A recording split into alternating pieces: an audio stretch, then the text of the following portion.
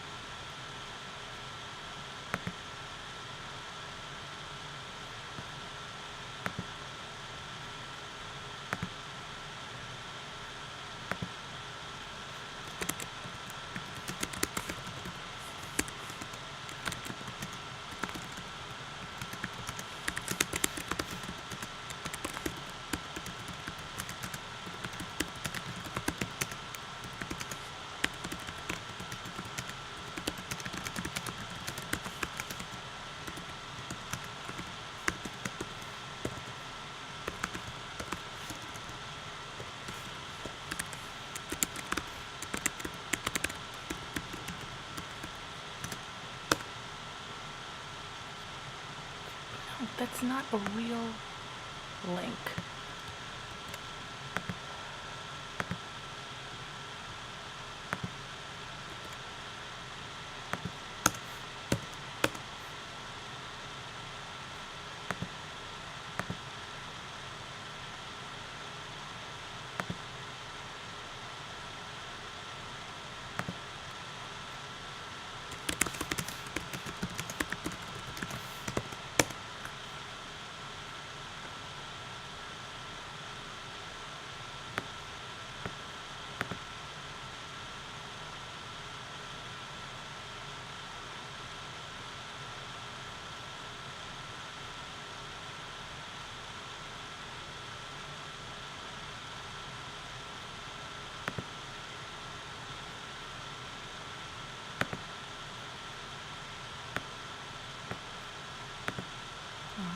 As a reminder, I cannot see the chat while I'm working because I click out of that tab. So I will be doing the wrap-up chat in 2 hours at the end of our writing time at 11.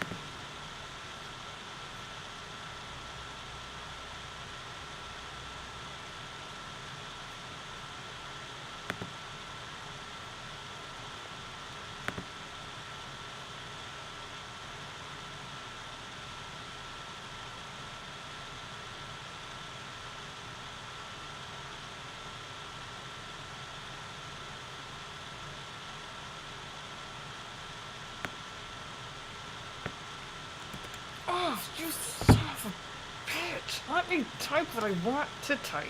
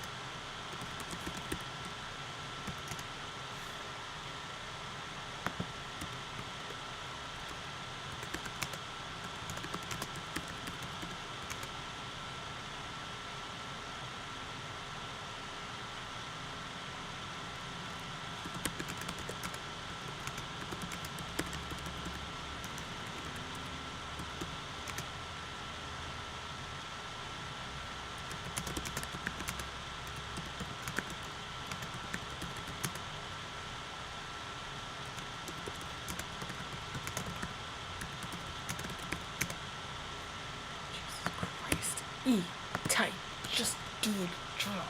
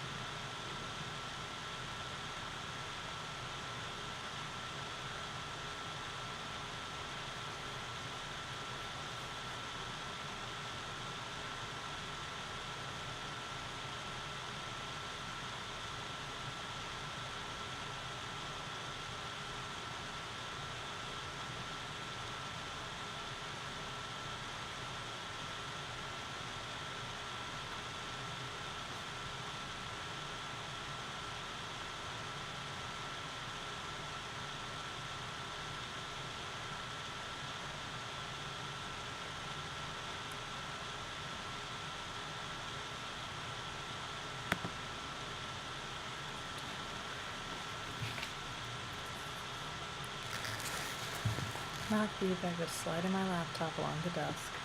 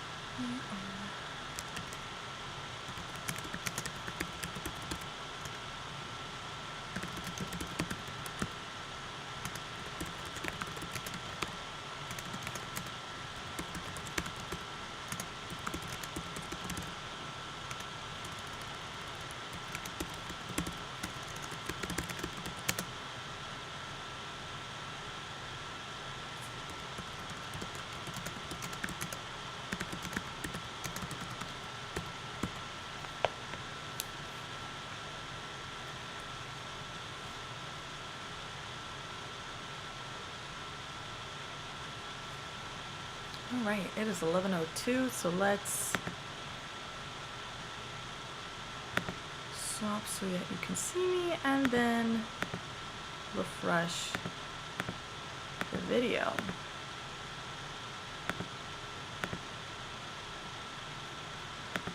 Okay, there we go.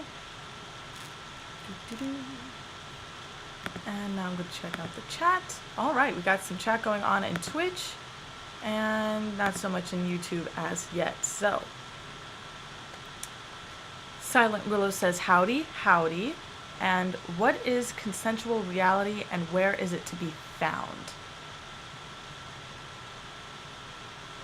Consensual reality is just the world in general. All right, so let me pull that up in my notes because it'll be easier to flip through that than consensual reality. All right, when a woman makes efforts to intervene and fight her demon, whatever that demon may be, it is one of the most worthy battles to know, both archetypally and in consensual reality. So looking at things archetypally, symbolically, what's going on in the spirit, and consensual reality. So dealing with something in the real world. Anytime you are interacting with anyone in any way, there is a base level of consent at work. I am agreeing, I give consent for you to read my notes as I write them down. I consent for you to read my writing as I write it down because I've shared my screen with you. So that's what consensual reality... Oh, wait, no, I'm skipping. That is what consensual reality is, but I'm skipping. I'm supposed to do a wrap-up and then hop into the chat. So, wrap-up, what I did today. I posted the lesson on Narrateme 18 Victory on Inkshares. Then I shared the posted lesson in the Facebook group, the Golden Goose Eggs. Then I buffered Narratemes as per usual. Then I wrote my daily blog post, and then I went back to taking notes on the analysis of the red shoes that's found here in Women Who Run with the Wolves. It is so thorough. I'm really mad at myself that I did not read this sooner in my life. But I can also see how reading certain things earlier in my life I could have taken it the wrong way and not made the most use of it. So that brings us up to what I was working on, and now in the chat, what is consensual reality? Where is it to be found? All of physical reality, that is consensual reality. As I was saying, I haven't done anything to disable the chat, therefore I am consenting for you to leave comments of some kind. And by my being on screen, I consent to you being able to see me. By you watching, you consent to me talking to you, and the ranting and the writing and all of that. So every single interaction we have, however little it is, in the real world and even online, is a part of consensual reality. Devil Spidey says, I see a Google word, and howdy, yes. In terms of getting writing done, I find Google Docs and Evernote to be the easiest ways to get things done in terms of trying to prevent my screen from freezing for you, or just to get technology to behave itself. I found that working on the Google Docs, since I do have the web browser open for the purposes of being able to see the chats anyway, is much less likely to cause freezing if I'm writing in Google Docs during the morning writing as opposed to writing in Evernote. Silent Willow. Also, this wild nature, is that a literal interpretation or an allegoric reference to something? It is both. So, wild nature is what is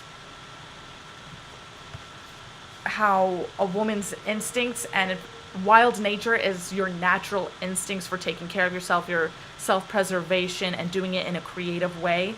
Wild nature, that's what it's called in the book, Where Women Who Run with the Wolves. Wild woman is the central focus of the book, and so a woman's intuition and a woman's wild nature and instincts. And it's referred to as wild specifically as a contrast to just how civil society is. Society is something that we have constructed over time as a species, and it changes every generation and even mid-generation. But in terms of who we are and our instincts and all of that, that is a much slower change. It has much deeper roots. So wild nature is about those deep roots of human nature. The things that go beyond what we have in the recorded societal history. Devil and Spidey we're chatting, still recovering. Oh dear, poor things.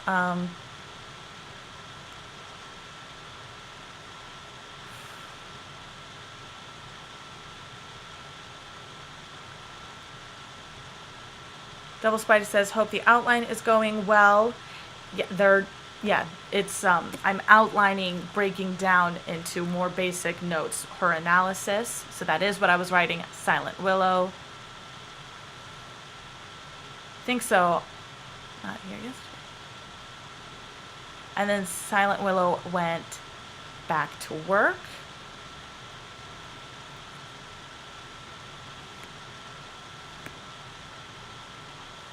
That I was doing outlines. Yes. Outlining as notes. Devil Spidey says, I like Google Docs, haven't been using it due to some issues because I can continue working on my cell phone. Willow and I know each other. Well, that's good. It's always good to have friends. And that's part of what the chat is for, right? It's all about community building and everybody talking to each other and catching up and letting each other know what's what. So that's what was going on in the chat there. Double check on YouTube, see if there's anything going on in the chat there. Not at the moment, because I did answer Silent Willow's question about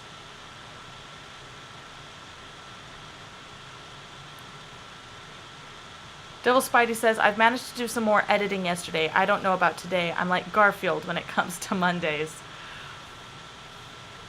I totally get that. It's a habit that has to be built up. When you look at the name for this live stream that we're doing here, Morning Writing 1.062, that's because the 1 represents this being the first round of 100 days of morning writing that I've live streamed, and the 62 is the day that we're in within those 100 days.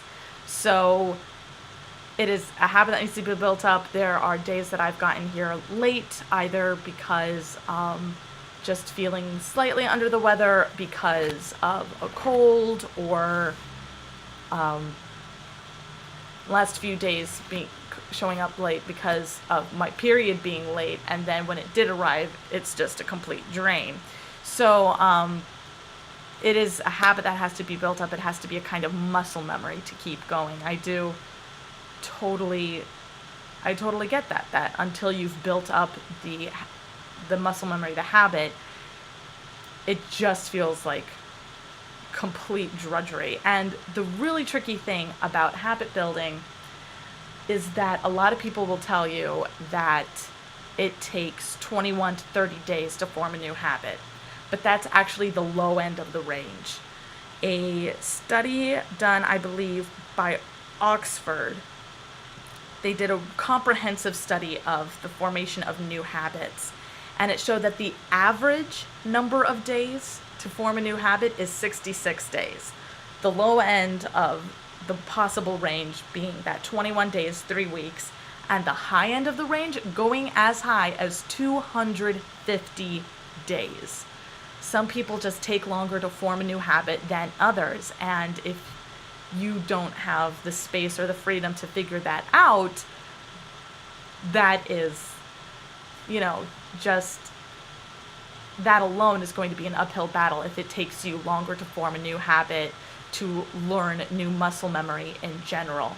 So there are certain things that you've just got to give yourself stretch goals with getting something done habitually in order to build a habit. It's how long do you want to take to get it done, to build up the habit, and then extend that deadline out. You rather don't push yourself too much. And I totally get that, Double Spidey. So I'm outlining items on the Red Shoes story to write an article for my site, The Golden Goose Eggs, but also as part of thegoldengooseeggs.com, I'm working on a guided journal that's specifically about not pushing yourself too much. It's you have to know what your limit is, or just what in your mind immediately feels comfortable, and then give yourself a little bit of a nudge past that. Not a huge nudge, a little bit of a nudge. Because if you go too hard, too far, too fast, too soon, then your brain is just going to log away in the subconscious that, this is too hard, I shouldn't be trying this at all.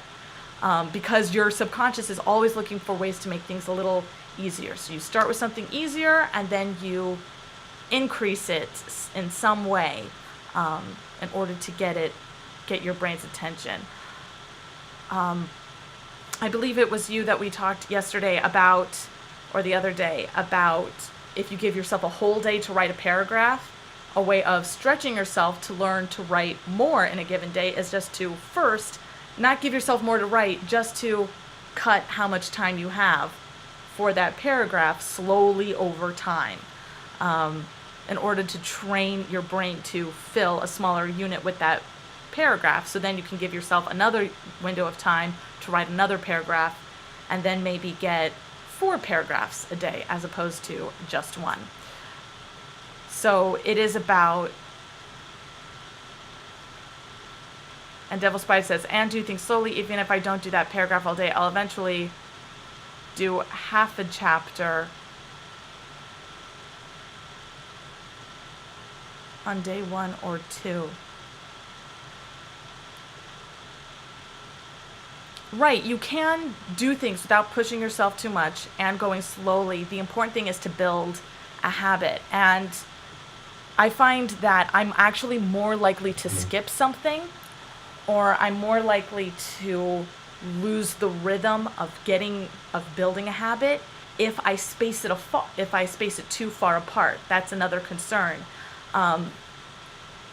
In the process of gamification, building habits or building routines, building a reward system into what you're doing so that you'll continue doing it. In gamification, the rewards cannot be set too far apart. Otherwise, you lose sight of them, and then you lose the energy to do them. And that is actually based on the same principle of why it's not a good idea to set a goal more than 90 days out.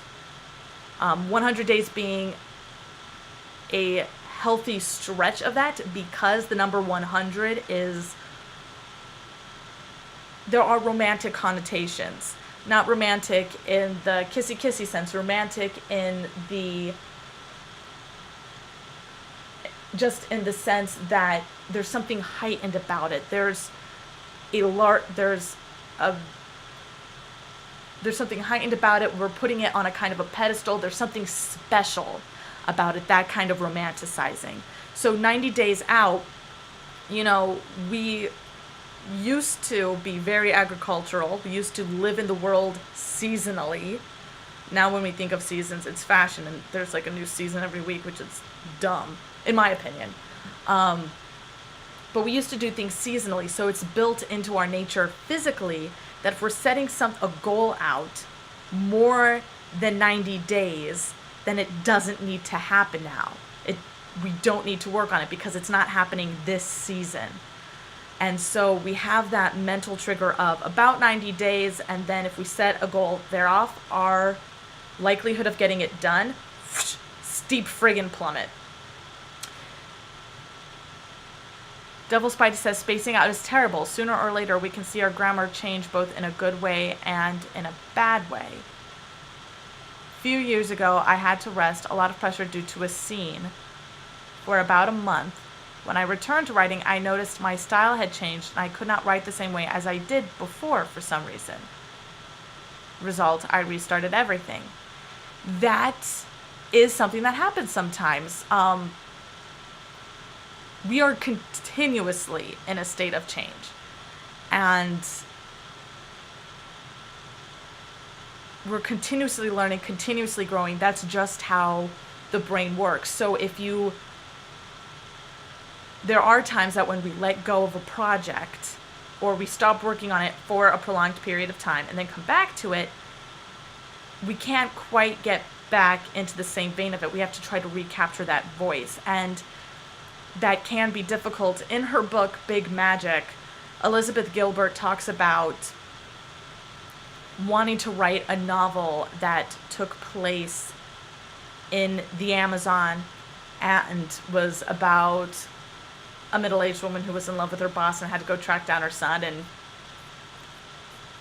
crazy fun times ensue. You know, things. And life happened. She had to step away from that project for 2 years. And when she came back to it, in her words, the spirit of, no matter how much she worked on it, she couldn't even get back the spark to want to work on it. And then she had a moment with a friend where it turned out her friend, around the time that Elizabeth Gilbert lost the inspiration for the book, was around the time that her friend had actually gained the inspiration for a similar but completely different book. Also set in the Amazon, also about a middle-aged woman in love with her boss, sent to the Amazon to do things. But the time period is different. Who they're interacting with is different. The actual details of the story is different. It's just that root inspiration was somehow the same. And in her book, Elizabeth Gilbert goes on and on and on about how she lost the story. She lost the story and she would never write it. But her friend went on to write this amazing novel that everybody knows really well. And she's going on and on in the book about how she lost the idea. But if you're reading the book and you're reading that story, you can feel the spark there. And it's just that, 2 years have passed, writing a novel about it, the spark had just diminished so much it needed to be rekindled in some way. And it was rekindled by that moment with her friend. And in that rekindling,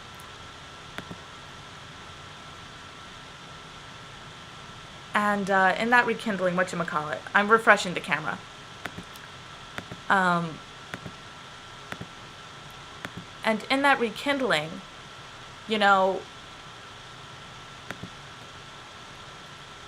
she ended up having this really significant portion of her next book, of this book, to write, Big Magic. And the fact that she couldn't see the connection, that the inspiration was still there, it had just gotten really small and needed proper rekindling in order to become what it was. She just went back to the work of the book. She described herself as going back to the work of the book. She didn't in no way described herself as going back to the inspiration. But then she had that moment with her friend, and telling that story became how the initial idea got life again. But if she had gone back to the story, back to its inspiration, and had worked just on rekindling it, worked on just going back to that moment where she first had the idea, which was in a conversation with her her sweetheart of the time, maybe she would have been able to rekindle it and get to a book, maybe not get to a sprawling novel, but get to a novella or a short story. And instead it's this chapter in Big Magic. Double Spidey. If within 1 year we don't see improvement on our writing, we're doing something wrong. That's what I tell people. Sometimes it's tricky to get that passion, motivation we initially had during those very first words. It can be. That's another reason it's important to have just some sort of writing habit. Because when you're getting into the habit of it, you also get into the habit of recognizing what sparks inspiration for you. And once you start figuring out what it is that's sparking inspiration, you can help nudge inspiration back to life. So there are lots of layers to building up creative habits in order to make sure that you're doing what needs doing to keep a project going from start to finish. For instance, I have a project. My next project after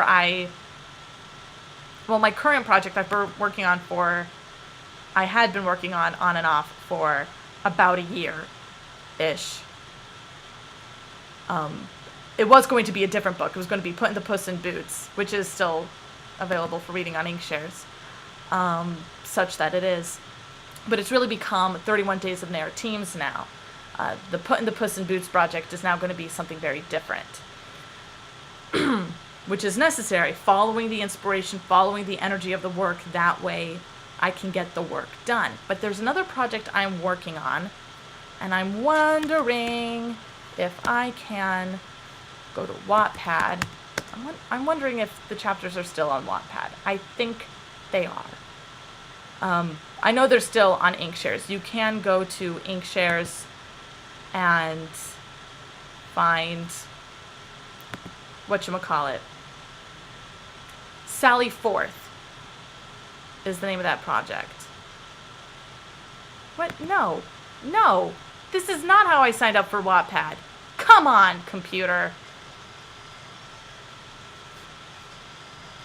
And that's that timer. Sheesh Louise. Can I just... I'm just gonna search. Friends Don't Let Friends Date the Undead was the original name of the project. Hey, it's still on there. When did it first go on? That project first went up.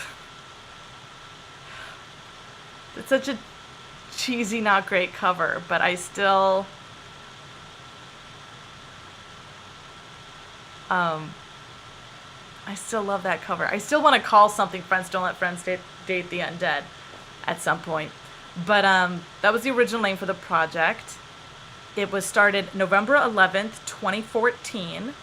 At least it was, the first chapter was published. Or no, the third chapter. It was last updated on Wattpad, November 11th. Because that was going to be my Wattpad, the hit and miss for a lot of people.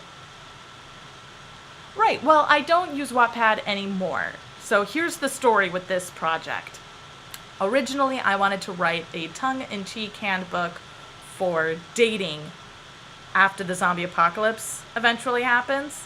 And so it's going to be called Friends Don't Let Friends Date the Undead. There's no reason for it, no reason. Don't date zombies, don't date vampires, it's all dumb. Do not date the undead. Was basically the gist of the book. And so this was started in November 2014. 2014. And it is now 2018. So, right? It was going to be a tongue-in-cheek book. And then I decided instead it was going to be a loose retelling of Snow White, which it still is. That bit's still true. But after I decided on that and started outlining and really working through how the story was going to be told, after I started outlining, kept working on how the story was going to be told, the title, Friends Don't Let Friends Date the Undead, stopped making sense for the project. Okay, I still want to work on that someday. If I ever do, it'll be basically a retelling. It would be more in keeping with How I Met Your Mother, but without Ted being so annoying. Or the character equivalent would still be annoying, but he's the one that everybody's trying to stop from dating undead people. Just because, logic. His character makes the most sense for someone in a just continuously dating zombies and vampires, even though they're... No, just don't do it, dude. Anywho, so that project will probably happen at some point in the future. But the project is now, it then became the Sally Forth intrigue. But then I realized it's not really a murder mystery. The mystery of figuring out who's really truly responsible for Janie's death, is part of the book, but it's not the focus of the book. Now it's more of a sister story. So first, Friends Don't Let Friends was going to be How I Met Your Mother meets a post-apocalyptic version of How I Met Your Mother, in which Ted is not the main character. It would basically be the good parts version of How I Met Your Mother, with all the bad stuff replaced with dead people, is what that project could be.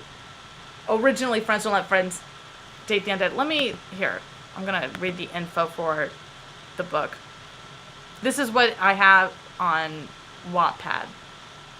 Janie is 16 and a ghost. 2 months on the ghouling circuit, and she's already a ghost. Now the only person who can see her is a repentant sucker, a vampire, who's making eyes at her vengeful sister, and besides being dead, she's kind of sort of stuck continually quoting the first Ghostbusters movie. How's a girl supposed to put the moves on her howling hot crush under these conditions? Ugh. So that was how the book was originally framed. It was originally going to be much more rom-com-y, but then I realized that if she's dead, we've really got to be working her toward... If she's a ghost, we really got to work toward her crossing over. And if that's the core of the book and not so much the rom-com aspect, then it's becoming a mystery. So that's when I changed the title to The Sally Forth Intrigue, which changed it to The Sally Forth Intrigue. And then as I was continuing outlining and fleshing out the outline, it ended up being less about finding her killer, which is a part of the book. Well, not her killer, her murder. There's a difference, because her sister killed her. This is ridiculous. So, I was calling it the Sally Forth Intrigue. Now I've shortened that to Sally Forth, because it's going to be about everybody moving on. Janie moving on to the other side, her sister moving on, and her almost girlfriend moving on, and all the different ways that a person needs to move forward, move on, and all of that. So now, the book title is shortened to Sally Forth, and this is the info for the book. Welcome to the Sally Forth Institute, at the forefront of revenant research and containment. If anyone's going to find the cure that would once again make death permanent, it's going to be us. 2 months working for the Sally Forth Institute on the ghouling circuit, and just in time for her 16th birthday, Janie manages to go and get herself killed. Now she's stuck as a ghost no one can see or hear, apart from the vampire/sucker that's been assigned to her sister's work detail. Oh, and her primary form of communication to said sucker is, brace yourself, Ghostbusters quotes. How's a girl supposed to stop her murderer and get her flirt on with her howlin' hot crush under these kinds of circumstances? As in life, death is so unfair. So that was the new info I wrote for it when it was going to be mostly a murder mystery, and now because it's more of a sister's story, that info is going to change slightly as I finish fleshing out the outline and figuring out figuring out how I can better incorporate the journeys that these 3 young women are going on in this paranormal story of Jamie being a ghost, Taylor being a werewolf, and Ruth. Her original name was Beth. I keep changing it. As I've been coming back to the story, I keep changing her name. I need to have a good...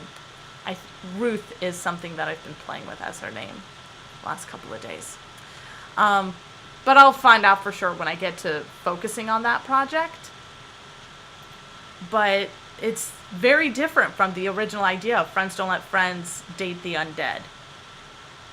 Which has itself, that inspiration has remained and just crystallized more into a tongue-in-cheek rewrite of How I Met Your Mother, just completely focusing on the good parts version, and the stuff that I didn't like, just that's really where the zombies and the vampires come in. Or mostly the zombies, because I'm pretty sure Barney's character would be a vampire. And so at some point... Oh my god! I just realized something about that potential project that would really, really wholeheartedly make sense for everybody being like, no, don't date the undead, Ted. Except his name's not going to be Ted. Hilarious. But it would probably be... And I also had ideas for that book having sequels in some way. Well, the title had sequels. Friends Will Let Friends Date the Undead. So You Think You Can Die.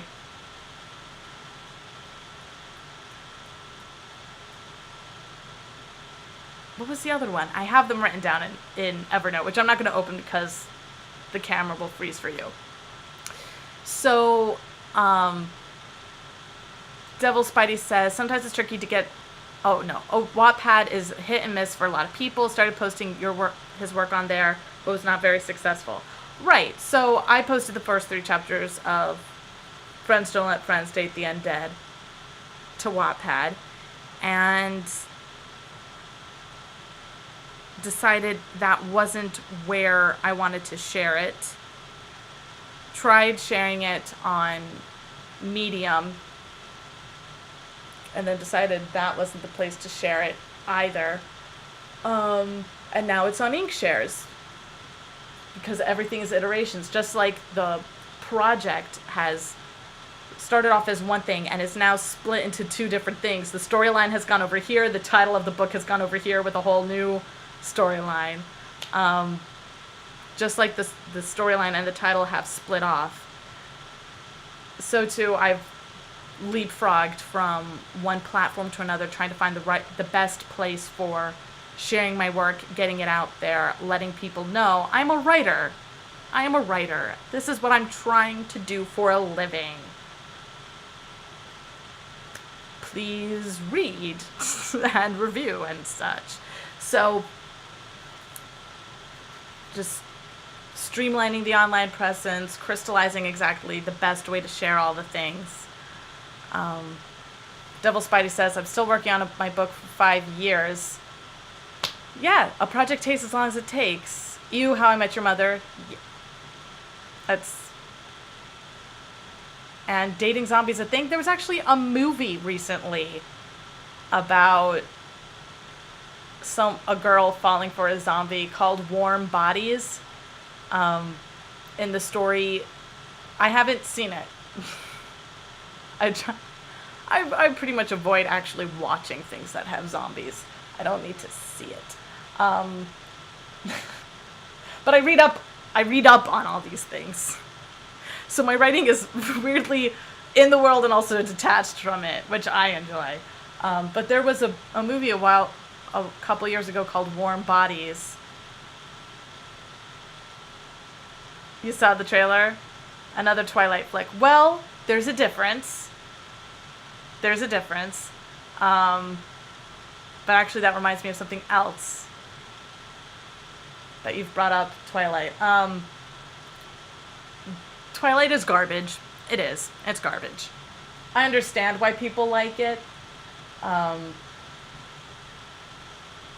but it's garbage. It's trash you read specifically just completely to escape and let brain cells die for a little while, which sometimes that's the only way to feel like your brain is getting a break, is to actively kill those brain cells. It's why we watch reality TV, let's be honest. So, but Warm Bodies, the story is that the main zombie character eats a guy, and because he's eaten the guy's brains, he somehow gets some of his memories, some of his feelings. And so then when he is face to face with the girl, the guy he's eaten was dating or was in a relationship with at some point, he decides he's getting a little bit of his free will back, and he protects her and like talks her through acting like a zombie and whatnot so he can get her away from other zombies. And it was an interesting concept, but as soon as I saw the trailer for it, my brain just immediately went Z is for Zombies, because there's this show, or was a show, it recently finished, called New Girl, where a character named Nick was writing a book called Z is for Zombies. It doesn't... Devil Spidey says that it has Twilight written all over it. It actually doesn't. What you're seeing is the cinematography. The style of cinematography is very similar to Twilight because it is a young adult story. It's not based... I don't believe it's based on a book, though. Warm Bodies visually has that same look. They hired an actress who's actually who has been confused with Kristen Stewart from Twilight regularly, but they're actually... Oh, you did not just say that. Okay, I'm gonna say this and then I'm gonna log off because now I'm in a mood. Falling for a deadly creature does not make Twilight. Falling for an abusive creature makes Twilight. Twilight is abusive because he has the powers to influence her thoughts. Well, he thinks he has the power to influence her thoughts. You find out later in the series he doesn't, but he thinks when they meet that he does. And so she's saying things like, I don't care, I'm not scared. And he's like, I can't do this. Okay, I'll do this. It's like, you know that you have the ability to unwittingly, magically roofie anyone standing in front of you, and you think it's okay to date anyone when you have that capability. No. So Twilight, complete garbage. Warm Bodies, he is not able to control her in any way. And the thing is, the premise of the book, the reason she is falling for him is because he is evidence that the zombies are slowly turning back into humans. That given enough time, a zombie will heal and become human and conscious and not a brain eater again. So Twilight, the vampires are vampires forever. That's it.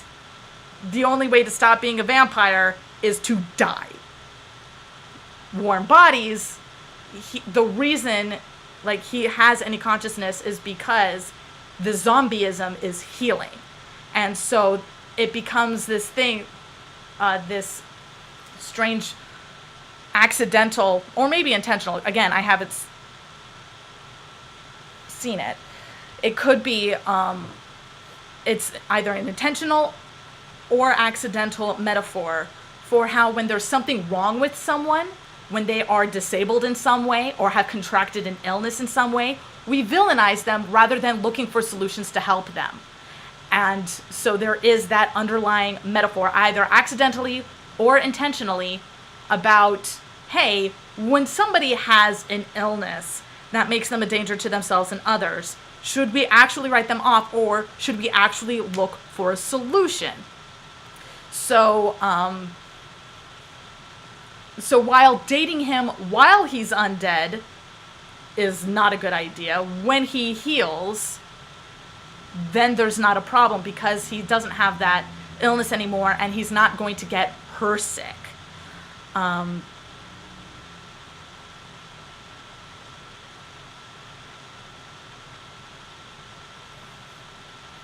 Chaos del Fantasma says, sort of reminds me of the subplot to Sharing Knife. I have not read or seen, I've not heard of Sharing Knife, so I'm not sure what that story is. Devil Spidey says, makes me hate it even more. A metaphor about how we shouldn't demonize people who need help makes you hate it even more. The fact that they turned zombieism in that story into an illness that can be cured makes you hate it. I'm sorry, but as someone who has family members with cancer, and as someone who has OCD, and as someone who, you know, wants certain things in the world that are often villainized to have cures, I'm gonna have to respectfully disagree with your assertion that zombieism being a curable illness makes you hate the premise of that story more. Devil Spidey, vampires have mental powers. Wow, makes me hate the movie even more. Okay, that makes more sense. All right, yeah. Well, that's the thing. That famous scene when they're in the forest, which was the first scene Marissa Meyer wrote of the entire book, and then she wrote the beginning of the book leading up to it, and she wrote the rest of the book leading after it. He's telling her that when you become a vampire, the way it changes your blood, the way it changes your body, the way it changes the sound of your voice, means that he's, you know, basically in a position to seduce anyone. Not that he, and then, like, that he can seduce anyone, not that he would need to, because of how strong he is and because of how fast he is. And he's so fast that he can, and he's so powerful that he can jump in such a way that it feels like flying. And she's like, I don't care, I'm not scared. And he's just actually explained why it's incredibly morally just so reprehensible for him to flirt with a human, ever. He's just explained this. And now, like, the way that the whole Cullen family has, like, grown, where a vampire falls for a human that makes them a vampire, means that they're all doing this. They're all just seducing people into becoming vampires to make themselves less lonely. It's so awful. It's just a horrible, horrible misery loves company just thing. Oh, infuriates me. Flying bricks? I'm not sure what that is, Chaos del Fantasma. But earlier, Devil Spidey says that it reminds you of Stockholm Syndrome, like Beauty and the Beast. So, Twilight is similar to Stockholm Syndrome, and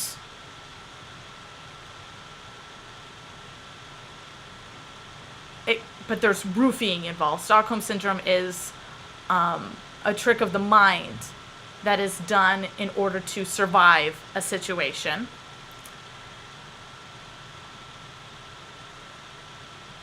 And Warm Bodies, that her initial attraction while he's still in zombie form, can certainly be compared to Stockholm Syndrome. They're having a romantic relationship at all could definitely be considered Stockholm Syndrome. But the thing is, he is actively protecting her. He didn't do anything to her. if a zombie tried to eat her and she survived it, and then she had feelings, that would definitely be Stockholm Syndrome, but he's protecting her as he's in his healing process. Flying bricks, Chaos del Fantasma. It's a trope. Characters with a bunch of powers, aka Superman. Oh, I did not realize that flying bricks was the name for that trope, or a name for that trope. Usually just superhero, Superman. Flying bricks. Yeah, so he has all these abilities, but the first set of abilities that he explains to Bella in Twilight is that, like, she doesn't really know what she's saying because his mere presence influences her thinking. Now, you find out later in the series that every vampire who becomes a vampire has some sort of magic ability before they become a vampire. That's part of how vampires find each other and are able to trust each other, sort of, in terms of whether or not, basically to make themselves feel better about turning people into vampires to stave off their own loneliness. They go looking for humans who have some kind of magical ability. So before Edward became a vampire, his thing was that he could read minds. That was his only ability. Then he became a vampire and he got all the vampire stuff on top of reading minds. You find out later in the Twilight series that Bella's gift is that she is psychically immune. So it's as though Marissa Myers realized, oh crap, I've magically roofied my main character. Oh, never mind, I'll give her this ability where she is immune to the effects of all vampires. So it's okay that she chooses to marry and become a vampire eventually, because she was actually making it an informed, unroofied decision. Devil Spidey is leaving. See you next time. Oh, you're about to miss my thing about Beauty and the Beast, because that's the thing I wanted to get back to with the Stockholm Syndrome. I'm going to say it really quick. You cannot break a curse with another curse. Stockholm Syndrome is a kind of a curse. You cannot break a curse that requires true love with Stockholm Syndrome. And also, you clearly haven't read enough versions of Beauty and the Beast to realize that, you know, the Beast is actually very caring and also is in a process of healing, much like in Warm Bodies. And she gives him just as much grief as he gives her in every version, including the Disney version. She gives him crap. The Beast is rich. He does not seem rich when she's falling for him. His castle is falling the hell apart. Like, just talking about the Disney version, the castle is falling apart, right? And in every other version, she is completely alone and surrounded by riches, and it does not matter.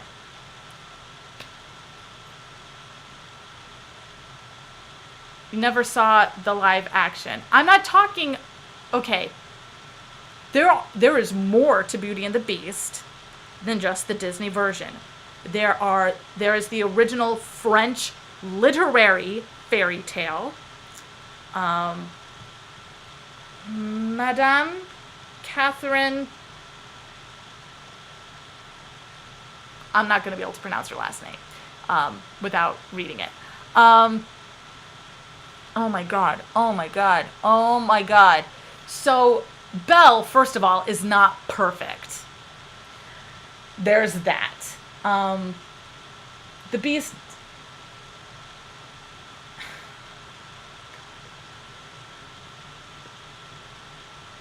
In the original cartoon, Belle is very privileged. Belle is very self-righteous. Belle is a little full of herself. The way she's marching around town with her nose in a book. That whole Hello song where she's talking about the town being so provincial. She's actually shit-talking that whole town during that song. Number one.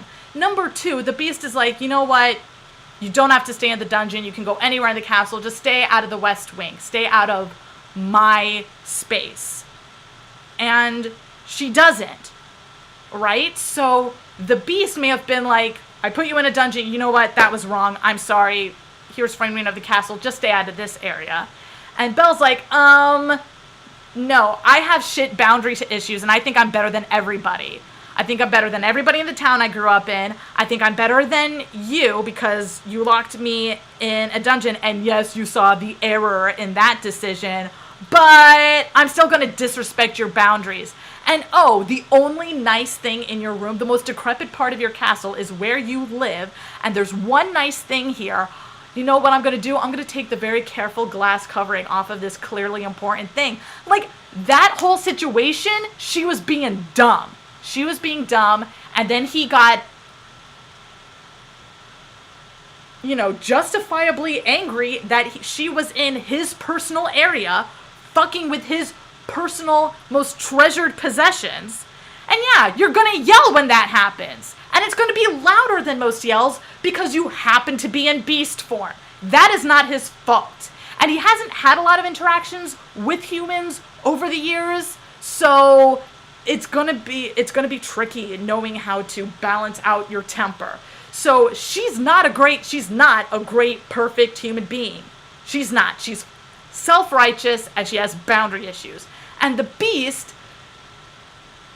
has, been alone for so long, he doesn't really remember how to interact with people anymore, and is prone to losing his temper because he doesn't remember how to live with people. It happens. But then she runs off, and he goes after her because, she's out in the middle of the woods alone. And maybe he was, you do not see why he goes after her. But it could be that, he just let her go when she initially runs away. And then he goes running after her. But he doesn't say that he was intending to bring her back. It could have been that he just ran after her to make sure that she got out of the woods safely because it's full of friggin' wolves. Which she doesn't make it out of the forest. He collapses, he is wounded, protecting her, and then she takes him back to the castle. She had an opportunity to go home, and she takes him back to the castle. She's like, you know what? We got in a fight, and then he protected me, so the least I can do is get him home.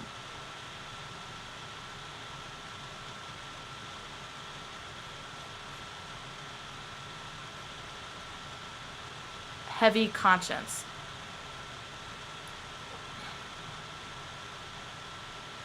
A heavy conscience is usually more an issue of regret, remorse. So, she feels bad for him for whatever reason. She doesn't say why she feels bad for him. And then later inside, when she's tending his wound, he's like, you shouldn't have gone to the West Wing, which he is right. And she's like, you should learn to control the temper. And he's like, that is true. Still, I was in my private space protecting my most valuable possession, which you should not have been anywhere near. So, yes, I can work on my temper. In the meantime, you know what you could do? Respect my fucking boundaries. There's actually a feedback loop right there at the end of their fight. She doesn't actually win that fight. She actually, just by saying you should control your temper, invalidates his feeling of frustration that she did not show him respect for his boundaries. When he shows her what room is hers, and then he's inviting her to dinner and he's talking to her, whatever, he never forces himself into that room. He never forces himself into her bedroom, but she forces herself into his room and to what is clearly his most valued possession. So there's that, but primarily it's not Stockholm Syndrome because they both have growing to do in that story. He has to learn how to live among human beings again. She has to learn not to see others as being less than herself, which is actually the thing that he was being punished for in the first place, was seeing himself as being better than others. So she has to learn his lesson too. They're learning the same lesson. And then they love each other, and it's because they love each other that the curse is broken. The curse cannot be broken unless he truly loves and is truly loved in return. And Stockholm Syndrome is not true love. Stockholm Syndrome cannot break a curse. Wonder how long their marriage would last. with all these broken rules? Well, as I've just said, the story of them interacting with each other is that they're learning from each other. He, as a beast, had to learn that he wasn't better than anyone. And then he had to see that in practice by interacting with someone. And she, spent her life being shat on by her neighbors, but was, shitting right back, saying, you know what, I'm better than you. You don't get it, you don't get it, you don't get it, therefore I'm better. And then she goes to the castle, and here's somebody who used to shit on people, then got shat on himself magically, and she's having to learn from him, oh, I'm not better than anybody. So all these broken rules, that's still something that they would have to, that's still something they learn about, right? No, clearly after the marriage and whatnot, they're both prince and princess, or king and queen, however the hell it works in that kingdom. Fuck if I know. But because they don't really explain that, given he has no parents, so he should be king. They never really address that. Yeah,